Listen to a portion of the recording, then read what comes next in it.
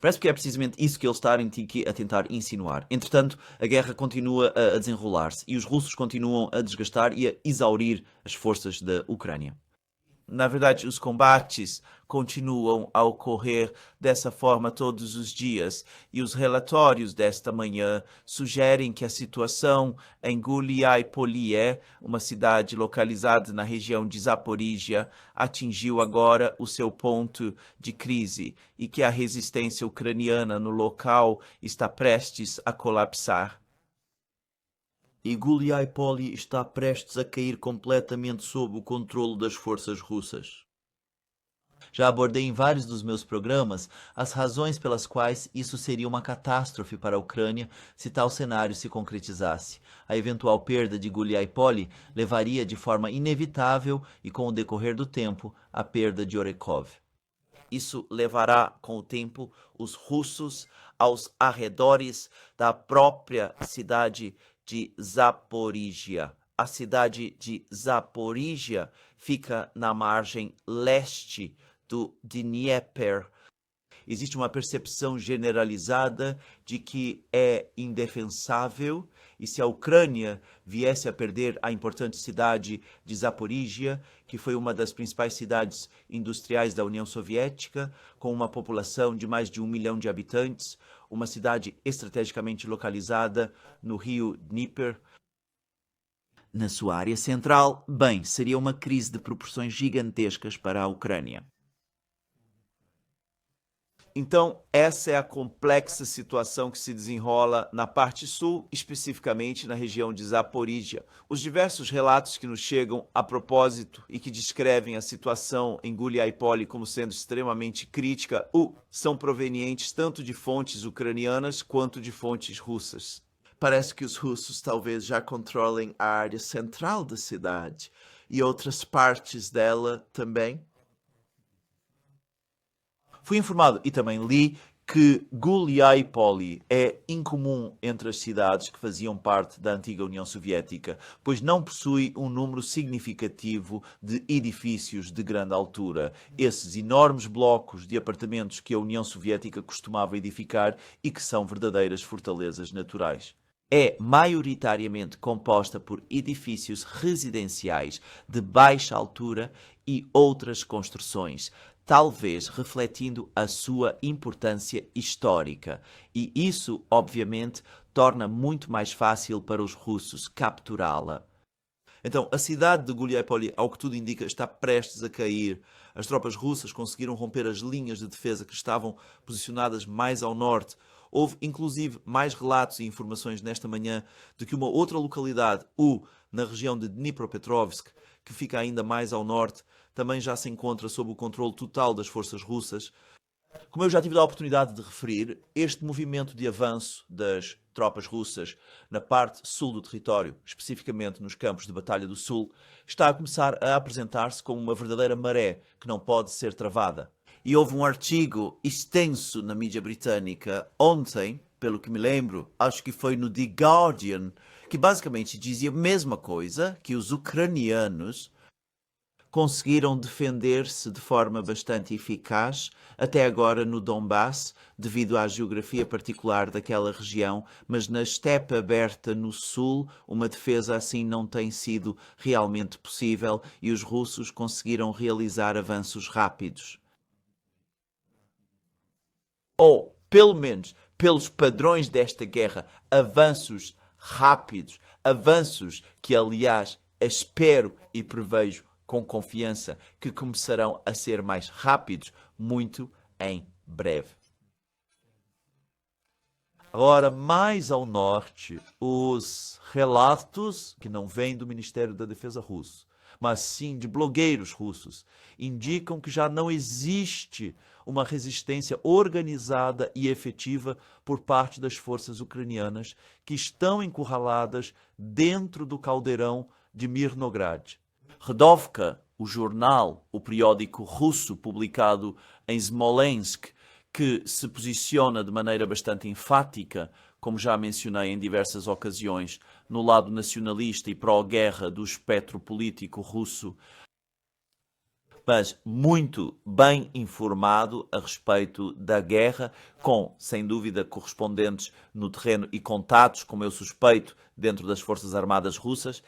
De qualquer forma, foi mencionado, foi noticiado há aproximadamente 2 dias que as forças russas conseguiram dividir o agrupamento ucraniano que se encontrava encurralado dentro de Mirnograd em 2 partes distintas, o que significa que o agrupamento deles, em vez de ser uma única e coerente formação, agora há 2 partes distintas e separadas, e que isso se tornou muito mais difícil para os ucranianos resistirem lá. E, de facto, Redovka, como os russos tantas vezes fazem, afirmou que isto era uma tática de subdivisão, de desmembramento de caldeirões, de os dividir e fragmentar. Era que o Exército Vermelho havia usado uma vez em 1943, durante a Batalha de Stalingrado, contra o exército alemão que tinha sido cercado lá. Bem, Malsir, o Castweiss. De qualquer maneira, esta manhã surgiram novos relatos de outros blogueiros russos afirmando que a subdivisão das forças ucranianas em Mirnograd teve um desenvolvimento ainda maior. E que, de facto, agora o agrupamento ucraniano em Mirnograd se fragmentou, que há pouca ou nenhuma resistência organizada e que a resistência ucraniana em Mirnograd está, de facto, perto do colapso.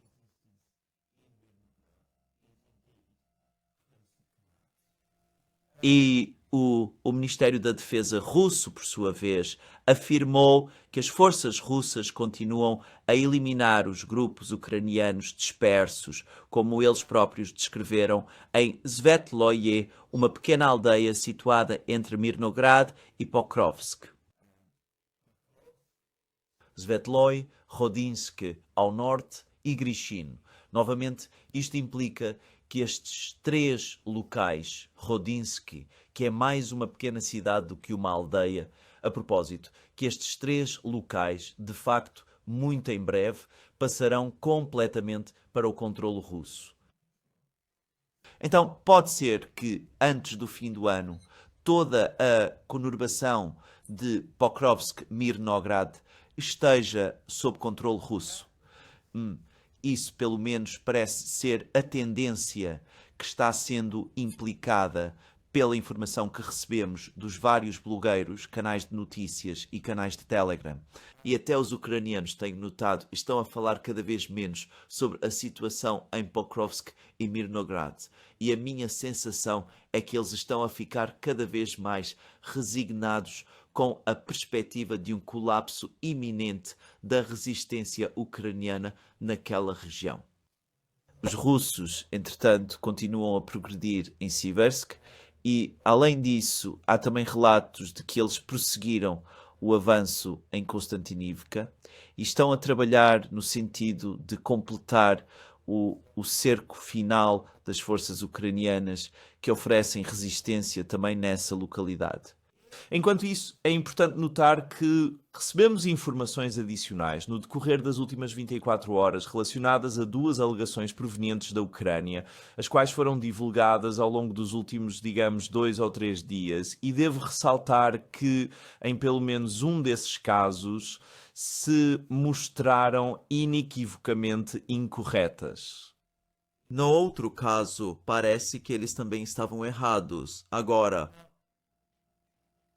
há cerca de 2 dias, recebemos um relatório das Forças Armadas ucranianas indicando que eles haviam conseguido danificar ou até mesmo destruir um submarino russo da classe Kilo que se encontrava no porto de Novorossiysk, localizado na extremidade mais oriental do Mar Negro. E os ucranianos, sim, eles realmente apresentaram imagens de vídeo que comprovam este ataque. Eles exibiram o submarino e também mostraram claramente uma explosão. E eu disse no meu vídeo anterior que, embora eu tenha assistido a este vídeo, eu vi a imagem do submarino e eu vi a explosão, mas eu não vi que a explosão era uma explosão do submarino.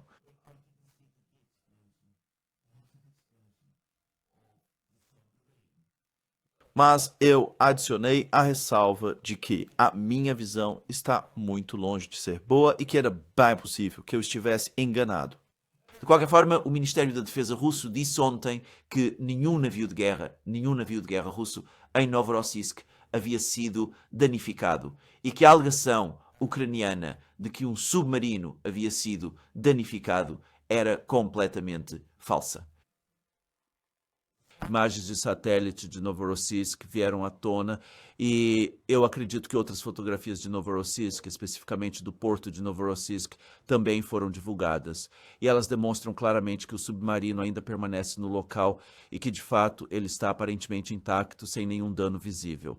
Então, a negação russa se confirmou verdadeira. A alegação ucraniana revelou-se falsa. É bem possível que os ucranianos, no momento em que fizeram suas declarações, realmente acreditassem na veracidade do que estavam afirmando. Eles podem ter estado genuinamente convencidos de que o drone, de fato, havia atingido o submarino com sucesso e que, consequentemente, o danificou seriamente ou até mesmo o destruiu por completo. No entanto, estavam equivocados ao chegar a essa conclusão. O drone parece ter atingido algum tipo de estrutura portuária, mas não danificou o submarino em si. Seria bastante interessante descobrir por que o drone não atingiu o submarino. Minha suposição é que houve alguma interferência externa por parte dos russos, mas não vou fingir que tenho certeza absoluta disso e não quero especular sobre assuntos dos quais não tenho muito conhecimento. Agora, a outra história, e é uma história contínua, os ucranianos continuam a afirmar que estão a ganhar terreno em Kupiansk, que Kupiansk está a voltar para o seu controlo. Ainda há relatos sobre isso na imprensa. Conforme eu havia apontado no meu programa de ontem, o Ministério da Defesa russo e o grupo de forças do Oeste negaram categoricamente essas alegações. Eles afirmam que os russos, segundo eles próprios, controlam de forma confiável todos os distritos de Kupiansk. Eles também dizem que, de tempos em tempos, pequenos grupos de soldados ucranianos, geralmente 2 por vez, tentam se infiltrar novamente em Kupiansk. Que, quando fazem, os russos dão conta deles. E que, a partir de ontem, um grupo de entre 2 e 6 soldados ucranianos estava entrincheirado em 2 edifícios na cidade de Kupiansk, mas seria rapidamente neutralizado. Então, foi exatamente isso que os russos declararam ontem. E foi bastante interessante observar a perplexidade e a confusão evidentes por parte de alguns dos projetos de mapeamento. Porque é fundamental ter em consideração que, se estamos a referir-nos a projetos de mapeamento que se autodenominam neutros, eles estão todos, sem exceção, localizados no Ocidente. E eles já não têm mais acesso à situação real nas linhas de frente do que eu. Não sei como conseguem as informações. Sem dúvida, eles têm as suas fontes nos 2 exércitos, mas toda a informação que recebem é de segunda e terceira mão. Eles estão dependentes de informações que, em última análise, provêm dos 2 exércitos para que possam saber qual é a verdadeira situação. E quando me refiro aos 2 exércitos, obviamente, em grande medida, aos respectivos Estados-maiores. E quando o Estado-Maior-General ucraniano e o projeto de mapeamento ucraniano, o DS, afirmaram que os ucranianos estavam a fazer progressos na região de Kupiansk, bem, tenho a sensação de que os projetos de mapeamento talvez, de forma imprudente, ajustam os seus mapas para refletir essa situação. Então, os russos agora afirmaram que tudo isso não corresponde à verdade e há uma grande confusão. Ontem, por exemplo, recebemos imagens de vídeo de um soldado russo caminhando aparentemente sem qualquer preocupação com a sua própria segurança. Numa área da região sul de Kupiansk, que alguns dos projetos de mapeamento haviam indicado como tendo sido recapturada pelas forças armadas ucranianas. E este soldado russo afirmou que a situação naquela região de Kupiansk, onde ele se encontrava, estava estável e tranquila, e que tanto esta área específica quanto a totalidade de Kupiansk estão completamente sob o controle das forças russas. Agora, é possível que todo este incidente tenha sido, na verdade, encenado. É possível que os russos tenham recapturado este território por um breve período, filmado este soldado lá e depois se retiraram novamente. Quem sabe. Pode-se, claro, vir aqui e começar a especular sobre uma série de outras possibilidades, mas, como eu já havia mencionado no meu programa de ontem, com base em toda a minha experiência anterior, eu realmente acredito que aquilo que este soldado está a dizer é, de facto, a pura verdade. Eu penso que os russos controlam de facto e de forma segura toda a área de Kupiansk, precisamente da maneira como eles o afirmam.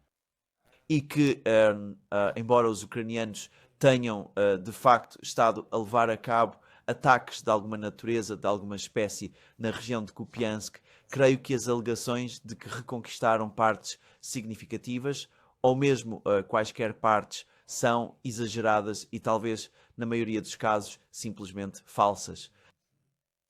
Então, de qualquer maneira, essa é a minha opinião sobre a situação atual em Kupiansk. Suspeito que, com o passar dos dias, à medida que formos recebendo mais e mais informações diretamente de Kupiansk, a situação se tornará muito mais clara. E isso significará que descobriremos que os russos estão, de fato, totalmente no controle da cidade. Mas, de qualquer forma, vamos deixar por isso mesmo por enquanto. Existem também informações de que os russos estão a considerar a expansão da área que eles controlam ao longo da fronteira e que a ofensiva em Sumy está prestes a ser retomada. A ofensiva russa na região de Sumy está prestes a ser retomada. Os ucranianos teriam supostamente transferido tropas da área de Sumy para tentar deter os russos em Kupiansk e na região de Lyman-Siversk, que fica perto de Kupiansk.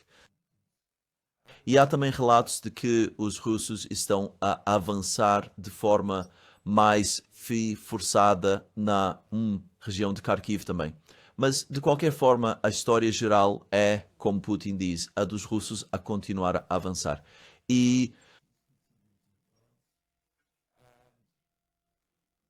das duas cidades que estão agora em disputa, Guliaipol e Mirnograd, ambas prestes a cair sob controle russo.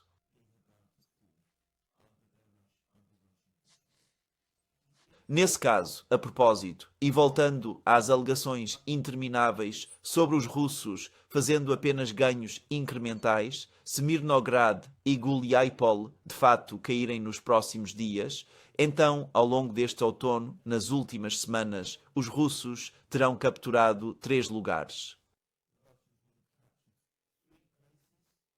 Guliaipol, Pokrovsk e Mirnograd, todas elas são cidades de grande importância. Um quarto lugar, Seversk, e como você acredita, e eu também, que os russos controlam Kupiansk, então teríamos um quinto lugar também, só para constar. Portanto, não me parece um avanço incremental.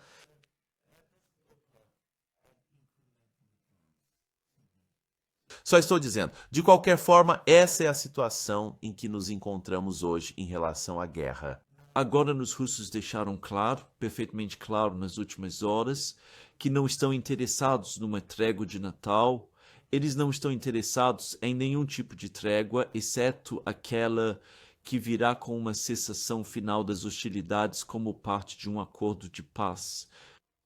Eu me pergunto se o Trump realmente vai enviar Witkoff e Kushner para Moscou. O seu instinto, sempre que ele sente que foi encurralado, e eu acredito que ele realmente foi, é tentar escalar a situação de alguma forma, de alguma maneira. E eu espero que, provavelmente, nós vamos ver sanções adicionais contra a Rússia em algum momento nos próximos dias ou talvez nas próximas semanas. Provavelmente dias em vez de semanas e provavelmente virão dos Estados Unidos. E, sem dúvida alguma, eles tentarão atingir as exportações de petróleo da Rússia. Mas eu não acredito que isso vá ter qualquer tipo de efeito nas exportações de petróleo russas. E, a propósito, sobre este assunto, o Ministério das Finanças russo divulgou as suas projeções relativas à estrutura do orçamento russo para, bem, um período de uma década inteira, ou melhor, uma década e meia à frente. E antecipa claramente que, no início da década de 2040, as receitas provenientes da venda da energia representarão menos de 10% da receita orçamental russa. Assim, os russos estão a reduzir essa dependência constantemente. E eu não acho que eles estejam nem de perto tão dependentes das vendas de energia quanto as pessoas no Ocidente imaginam. E não acredito que o Ocidente possua quaisquer meios para bloquear por completo as vendas de energia russa, pois todas as tentativas de o fazer até o presente momento resultaram em total fracasso. Bem, é o que temos. Agora, a situação geral no Ocidente, especificamente nas economias ocidentais, continua a deteriorar-se cada vez mais. No Reino Unido, como eu mencionei e discuti recentemente, registramos uma contração económica no mês de outubro. Na França, a situação da crise orçamentária parece estar se deteriorando cada vez mais. Não vou me estender muito sobre a situação que se desenrola na Alemanha, porque Alex Cristoforou e eu, em tempos recentes, produzimos um programa que aborda a situação na Alemanha, o qual está disponível para vocês no The Duran. Para que fique registado, eu não acredito que a situação real nos próprios Estados Unidos esteja muito melhor, só para constar. Mas, de qualquer forma, seguimos em frente como devemos, presumivelmente com todos esses planos e ideias. De uma forma ou de outra, suspeito que a guerra terminará de forma militar. E se couber, estiver certo e tivermos uma crise financeira na Europa no próximo ano, bem, será interessante observar se isso terá repercussões também nos Estados Unidos. Mas é aqui que vou encerrar o programa de hoje. Deixe-me lembrá-los novamente, podem encontrar todos os nossos programas em nossas diversas plataformas Locals, Rumble e Shix. Vocês podem apoiar o nosso trabalho ou através do Patreon, visitando o Patreon e o Subscribe Star e também visitando a nossa loja. Os links para tudo isso estão logo abaixo deste vídeo. Não se esqueçam de dar uma olhada na nossa página do Substack. E por último, mas não menos importante, por favor, lembrem-se de clicar no botão de curtir e de verificar a sua inscrição neste canal. Por hoje é só. Voltarei em breve com mais. Tenham um ótimo dia.